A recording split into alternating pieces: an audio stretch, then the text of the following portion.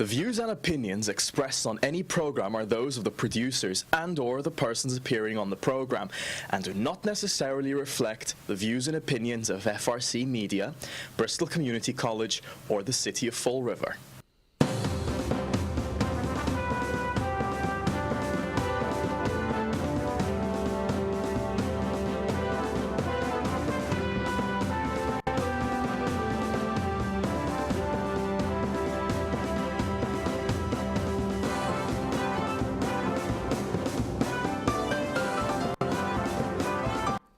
Well, hello out there. Welcome to Spindle City Straight Talk. I'm Chip. And I'm CJ.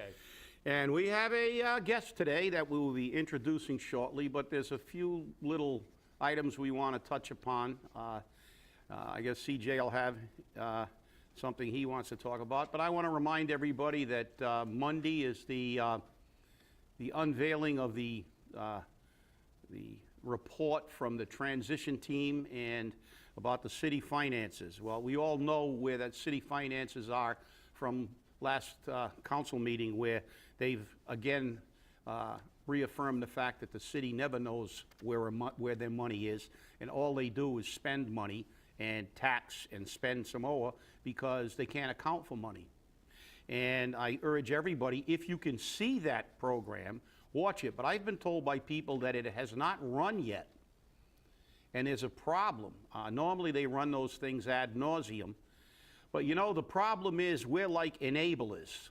We enable the city to spend money by continually giving them the money without a fight. Tax increases, fee increases, pay as you throw, all these things. It's like giving a drug addict money to buy drugs. Or drugs. Because the fact is, this city has proven beyond a shadow of a doubt it is incapable of handling its money. Because that report said they don't check how much money they get in, they don't know until the end of the year, and it's a reconciliation, not a true audit. It was a scathing report, and it wasn't as scathing as it could have been. I think they really kind of treaded on some water because they've been hired to replace Hagen Sahadi. But this goes back all the way to '91 when our arbitrator, when we sued the city, said that the city's books were in a total state of disarray. And I may not object to tax increases or fee increases when I know my money is being spent wisely. But when I continue to see more and more people being hired in administration and more pay raises going to people, and government getting fatter and fatter and fatter at the top, and we're getting less and less services, i.e. closing an engine company. Now it's reopened because of public pressure, but that's not the issue. The issue is, should it have been closed? In a day long gone in this city, we had nearly a 300-man fire department, and we paid it all with city money because our tax money was given to essential services, not to political pork. So I urge all of you on Monday night to be in the city council chambers. And I hope we see more than pie graphs and bar graphs and listen to a litany of numbers with no solutions. I want to hear Monday night how we're going to fix this. And the city administrator saying we're going to have this fixed by August sounds just like the city's promise in 1991 at the end of our arbitration, when they said, we'll have this fixed, it'll never happen again, and 24 years later, it's still happening. I'm tired of promises. I want to see action and solutions. CJ, it's yours. I hope we see some as well, Chip. I mean, it's definitely very interesting to hear what's going on. But we don't actually have the time yet from the mayor's office. And I want to see what happens. But the Tuesday citizens input time with the budgetary audit actually is available online now from frgtv.us. And thanks go out to Rainey Kochman and his staff for putting that up as soon as he possibly could. A few things before I get to our guests, which are federally. Out of our news sources, politicians' taxpayer-funded free ride is about to come to a screeching halt. Gwen Graham, a Democrat from Florida, introduced House Resolution 1399, calling it a common sense idea.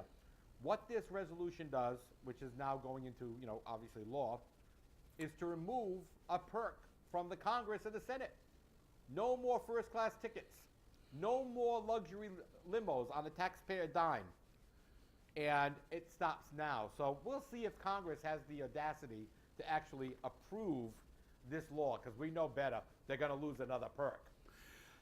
Unbelievable. And the last thing, before we get to our guests, news out of Portsmouth, Virginia. Here we go again, decimating our old glory, our American flag.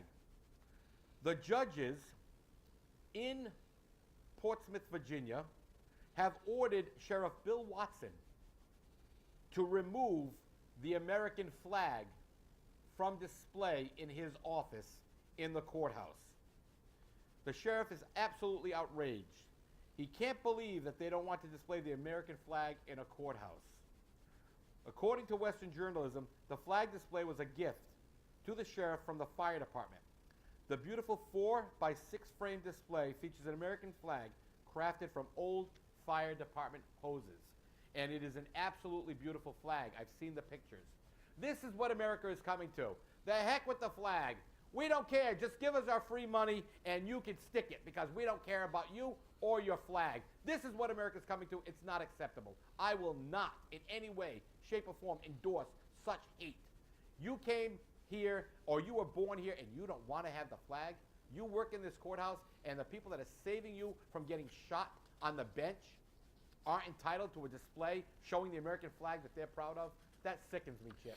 Being Virginia, he may have wanted the Confederate flag. He probably wouldn't have given that order if it was a Confederate flag. But the reality is, you're right, and we're going to do a lot on this on the Wednesday show. But we've made our little intro, and now we're going to introduce our guest, the man who is the neighborhood leader of the Flint Neighborhood Association, which obviously, being someone who was born and brought up and still lives in the Flint, is near and dear to my heart. And I think it's one of the best neighborhood associations in the city, and does a lot of positive work in this community.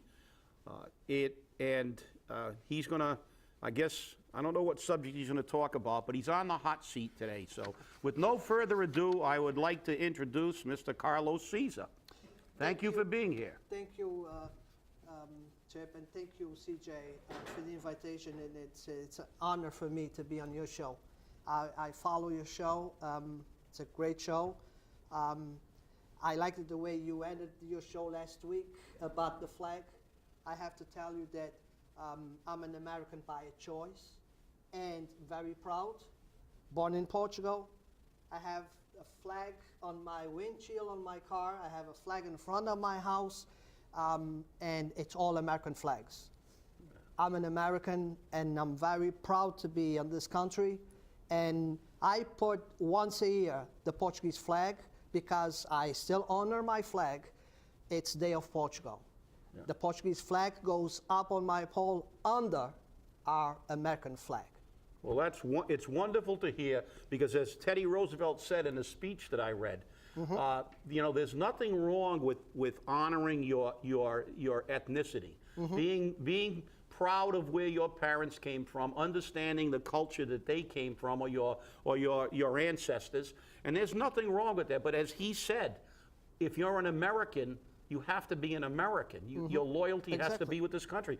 And, I think you're a great example, because everybody can say to people who were born in America, well, that's just, you've always been. But someone, as Theodore Roosevelt said, some of the best Americans he ever met were naturalized Americans. And when we see a person like you who has done well in business, who is active in the community, and who honors the flag and appreciates this country, and as you said, you are an American by choice. Not you. It just wasn't an accident of birth. Yes. And I commend you.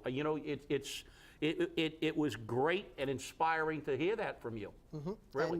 And it's out there. Even on my suits, I always have an American flag. I don't know if you noticed that. Yeah. But I always have that American flag. I'm very proud of that flag. I mean, on your hot seat today, I will give you a choice today. Okay. I can be just a regular citizen, I can be the leader of a neighborhood, and I can be the talker for representing the small business, the very poor business in Fall River that cannot afford $750 due membership. So I will speak for those two, because those are always forgotten. We'll try to get as, I'll tell you, we're going to make you a deal, Carlos. We're going to get as much as we can in today, and if we have to bring you back, we will be glad to bring you back, because we like people like you on the show. You're active in the community, and whether we agree or disagree with a position, we can debate it, but that's not the issue. The thing is, we respect the fact that you're a man who doesn't just talk the talk, you walk the walk. You're out there in the trenches, working for your community, working for your neighborhood, working for your business, and working for the businessmen. And as I said, don't worry, just take it in any order you want. If we don't get it all in, we'll bring you back as much as you need to come back. I'm free to answer, and usually I say, I don't care how many times you ask me the same question, and when you ask them, could be 5 years down the road. My answer is going to be the same, because I'm not going to lie to you. The lie that I'm going to tell you today, I'm going to remember 5 years down the road.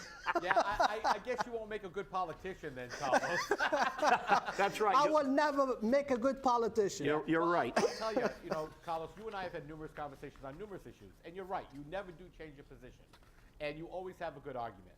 Yeah. But, we don't personalize it. We have a great time. We argue, we debate, and We're still friends. We're still friends afterwards. And that's the way it's supposed to be. Exactly. And, that's how you get good ideas and good possible solutions to problems. And Chip has talked about this numerous times. You have the thesis, the antithesis, this is the way And it the works. synthesis. And Yep. the synthesis. And this is the way it works. So we have a good time. But I'm going to bring up something right away. Sure. We're looking at this budget the way it is. And we knew last year, Chip and I spoke about it, that this budget was unsustainable. It wasn't going to work. And we know that the pay-as-you-throw was a money grab.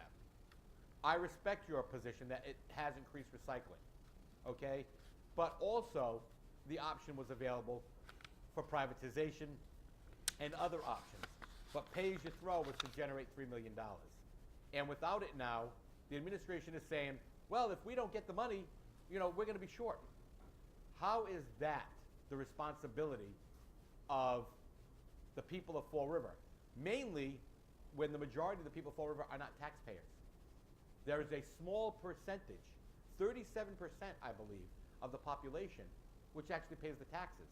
So why is the mishap of the city council and of the previous administration now the responsibility of the people of Fall River?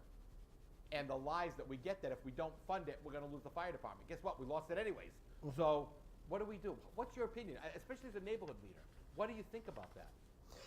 I mean, and everybody knows that I was the first one, probably on the first meeting that Waste Zero did the presentation. I was in front of the city council asking the city council to go down this road. And my frustration was, we have our bins to recycle for the past 7 years on the city. A lot of people probably by now, because they're not using it, they probably have a tree, probably as tall as me, on the bins, So here comes the responsibility of the community was to recycle. Because I was recycling, probably the only person on my street recycling, here is a chance for everybody to recycle. So it's going to be straight across the board. Everybody's going to have to recycle. It's going to cost me $1, and I have to say, the city is not making too much money with me. If everybody in the city recycles, the $3 million is not going to be there, because since August till now, I wasted $30 in purple bags. So how can the city lie on making money from the purple bags if everybody really does the right thing? So right there shows you that the purple bag was just a money grabber, because they're not going to recycle, so they're going to be spending those purple bags like coffee in the morning, Yeah. So But then the city councils kind of got lost. One with an idea, this is going to kill me for a re-election. The other one, hey, this is going to give me votes for re-election. And then they start thinking about, you know, and right now, that's my position. They all trying to get the re-elected seat back. And that's a big problem I have. But that's besides the point. The thing is, it's people out there that say that they cannot afford to buy the bags. It's people that doing it because it's the right thing to do, what we're supposed to be doing and doing it. And then it's the other group of people that say, no, I will never buy a bag, but I understand that I need to take care of my trash. So they call an outside company, which they know that the trash is going to be handled right. They're going to be recycling after all, and that's it. And let's see what's gonna happen. But I mean, at this point, CJ, it's so much bad information out there. It's so much negative information out there. So the population are really confused. So at this point, we don't know if it's legal, why they're not, you know, charging fees, if this and that. So it's a lot of bad information out there. We need just to sit around the table and start from scratch. And that has been the big problem. Okay, the state has created a program for the implementation of this. It's supposed to take place over 9 months. Ours took place in less than 9 days. So you know, when you're listening to that, you know, it makes it difficult for people to understand and see where it's at. Mm-hmm. And then, of course, you got the city council who's all saying this is illegal. So now everyone's saying, well, then I'm not going to buy the bags. And mm-hmm. I mean, everyone I met since that statement was made, they're in Stop and Shop, they're in Shaw's, they're not buying the purple bags. They're mm-hmm. buying Hefties, you know, or the store brand, and they're saving money. And the thing is that right now, I mean, the new thing is everyone's starting to get the little white cards that say, you know, you're in violation because you're not using the proper receptacle. Purple bags must be used, and they're writing all kinds of stuff on these white cards. And the commentary that's out there is, these cards aren't even worth the paper they're printed on, and they're not. Mm-hmm. So again, the city council and the mayor need to listen to the people of Fall River who say, I can't afford the bags, I need my prescriptions. I can't afford the bags, I need my food. I can't afford the bags, I'm not going to buy them. So if the majority of people are saying that, and I'm not going to buy the lies that say, oh no, everyone's compliant, because we know that's not the case. Mm-hmm. I drove down a street yesterday. Not only are they not using bags, they're just throwing the mattresses, the box springs, mm-hmm. the sofas, you know, bikes, everything else on piles. But CJ, on top of everything. The only way that I'm going to respect this person that said I cannot afford to buy a bag is if this person tells me I recycle and my trash I'm putting in a white bag. And I understand that, Carlos, but I have to interject something here because I'm listening to this, and it really bothers me about this whole pay-as-you-throw, because it's become a diversion from the real problem that pay-as-you-throw is about. Number one, this affects you in all your three capacities: as a citizen, as a business owner, and as a neighborhood association person, because this goes back, as you said, everybody is fixated on this program and whether it's legal, it's not legal. But let's go back to one of my opening comments. It's a diversionary tactic because I may or may not agree with pay-as-you-throw if it was introduced properly, if we were educated properly. But what bothers me about pay-as-you-throw, regardless of whether you can afford it or not afford it, as a businessman, these people are spending money on bags they could be spending at your business. Mm-hmm. That's one of the reasons businesses have so much difficulty. We have very poor people here, and they continue to burden them with money. And the fact is, this city is incompetent at anything. We don't make any money on our recyclables. You talk about recycling. Yeah, it's a great idea. Why are we the only city in the Commonwealth that doesn't make money on recycling? We haven't for years. Mm-hmm. This city can't do anything. If you give it to one of the other companies, the commercial companies, they recycle it and make a profit. Mm-hmm. So this city just loves to waste our money. This program is was poorly thought out. It puts a drain economically, and as you said, it is just a money grab. Because if it wasn't a money grab, they would have said, okay, this is the plan. We're going to educate the public. It's going to, and I really don't, I have to disagree about this encouraging recycling. Because to me, the people who recycle will be the people who recycle. You have people that are going to do just the opposite because you told them to do so, and I don't know if it's going to increase. Now, maybe if you use the recycling to reduce some of their fees, they might recycle because now they've got an interest in it. But see, my problem with this whole program is everybody is so worried about fighting over whether it's legal, whether they can afford it, is it good, is it bad? And you know something? They're all valid points. But to me, the biggest point is, and you as a businessman, as a taxpayer, you know, I mean, what is your opinion on the fact that we have a government that seems to make everything harder? It makes it harder to be a citizen and a taxpayer because they continue to take money. As a businessman, they continue to drain money that could go to people to spend. Actually, I think statistically, our family income has actually dropped. We had the second lowest in the state, and now it actually went from 34 down to 31 with some things. And I mean, they continue to drain this money. And this program really is done like everything else in this city. It's done slipshod.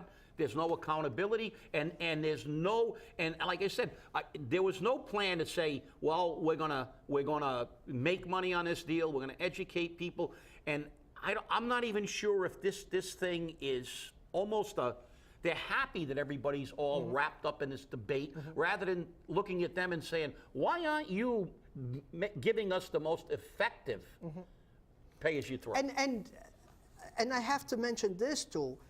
They try to close all the doors if the citizen try to go in a different way. That's when the dumpsters fee came in, because whoever tried to sneak out of that back door, guess what? You're going to be charged anyway. You know, so it's like they tried to was a war plan. Yeah. That's what we're going to attack. So it's no way out. They are inside this. But with that being said, we need to stop talking about, and we need to go into action. That's the point. Why? Let's table. Let's start in the points, and we need to go from point A to point B, and we're starting now. And the starting now is, and I heard now it's a new deal with the bags, the contract with the bags. Perfect example. Now, if we had a little string attached this that we could not get away with, now that string is cut. So now we can start talking about getting this and getting all the citizens on the same step. Well, you know, what's very interesting, Carlos, is you were talking about the fee on the dumpsters. This became an absolute money grab, and that's all this has been, and we know that. And, you know, and of course, you know, the previous administration said, we're going to go to 153 firefighters if we don't get this money, if we don't institute this program, which was a lie. 175 was the number all the time. This is what they do. They put the city council against the wall, and they pull out the firearms, and they say, do you want a cigarette or a blindfold? Okay, because they don't have a choice. And this is the big problem we have. They always put them against the wall, and the city council doesn't have a set. And right now it's time for the city council to step up to the plate and grow a set and say, look, this is where I stand. Take your lumps.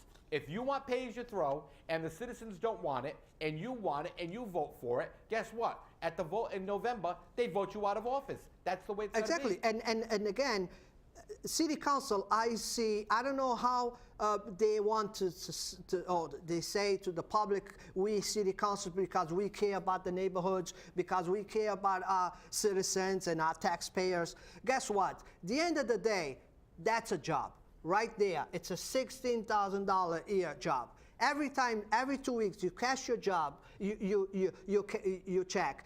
That's a job. You're working for me. And every business, if you don't do a good job working for your boss, what your boss going to do? They're going to replace you They're going to fire you. They're going to do whatever they need to do to make sure their business don't die and they don't lose money. So we've been losing a lot of money with these people that are working for us. You know, it's like they're not doing a good job. They need all to stand and behind. Like I said on the front of the city council, I don't care if you're against pay-as-you-throw. Just don't go all over the place, changing your mind every 2 weeks. If you against 7 months ago, and you're still against today, and I'm going to respect for you. I'm going to respect you for having and to keep up with that position. You made two great points. See, the fact is that, number one, in business, if you don't do your job, you get fired. Exactly. But in the city government, you normally get a promotion and a pay raise, and that's one of our problems, whether it's the city council or within city government. Department heads, we know there's a department head that blew the CSO grant that we'll be paying for the next 100 years because we blew a grant on the CSO. But the other thing you said was, have a plan, and that's the key. Why can't the city council, why can't we as citizens, whether we agree or disagree with pay-as-you-throw, why, as you said, we should demand of the city council and the mayor and everybody in the community that, look, you come before us, and why can't the city council say, listen, we want the Department of Community Maintenance, or DPW, whatever you want to refer to them as, we want a plan to begin to get paid for our recycles, and then people might recycle because we can show them we're going to use that money to help them, because we've got actually a city council candidate who's not even in the city council, who's already done the research and knows how much they make per ton in communities in this state. Now, why can't Fall River and why can't our city council do as you have to do in business? You have to try to make adjustments to survive. Exactly. And we need to come together. Communication is very important, and I always say I do what I do because I listen to people. And my neighbor comes to me with an idea. I grab that idea because I know that I'm going to count with this support. He's going to do everything he can to make that a great idea. What I have to do is give him the support that he needs. And that's why sometimes I put 2 events on the same weekend. I have people here, I have people there. Why? Because I listen to them. They bring me the idea. I like the idea.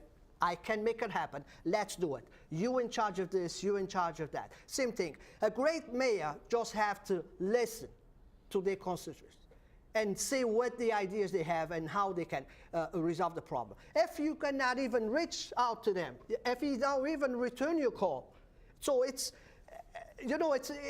nothing going to be done because they don't hear from you. Everything that you're going to bring to the fire, they're not going to like it because you didn't have that communication with them. Sit on the table. Let's talk about the best solution for this. And the whole city is going to come together. It's going to say, okay, this is the best solution. So even if it's something that I don't approve, I'm going to support you because the majority, that's what the majority wants. And I'm behind them. I'm here to help. I think that's what this city needs, and I have to say, it's no other city like Fall River when it comes to get together. It doesn't matter for what, if it's raise money for something or they there. You just need to ask for help. And Carlos what the mayor Cesar needs for mayor. and what the mayor needs to do is this: it's reach out for help. We have this trash problem, a huge trash problem. I need ideas. Whoever wants to come and sit down with me, let's put out those ideas on the table, and we're going to pick the best one, the one that the people want to do it, and we're going to try it. At least try it. But at least if something goes wrong, you cannot blame me. That was my fault.